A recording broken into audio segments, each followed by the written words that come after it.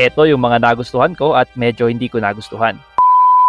Likes, smooth acceleration. Sa mga hindi pa nakakaalam, the X-Force has the same engine as the Mitsubishi Xpander, powered by a 1.5 naturally aspirated gasoline engine rated at 105 horsepower and 141 Nm of torque. The linear power delivery is actually good and powerful enough. Sa transmission naman, dito sila may pagkakaiba sa Xpander. CVT ang sa X-Force and it's also one of the reasons bakit smooth yung acceleration niya. Pangalawang nagustuhan ko is yung seating position, mataas. It gives a clear view of the road and not just the hood. Next na nagustuhan ko, busog sa safety features. It comes with adaptive cruise control, forward collision mitigation system, automatic high beam, blind spot warning system, rear cross traffic alert. For the GT variant, meron itong 6 airbags, including side curtain airbags, equipped din with electronic parking brake at auto hold function. Pang-apat, yung drive modes. Now, it is currently the only subcompact crossover in the Philippine market with 4 drive modes. Panlima is the infotainment. Napakarami talagang features kung itong mga smart storage spaces. May parang drawer under the front passenger's compartment naman sa gitna can actually become a cooler box. Nagustuhan ko rin yung automatic tailgate ng GT variant. Responsive din yung kick to open function. I highlighted.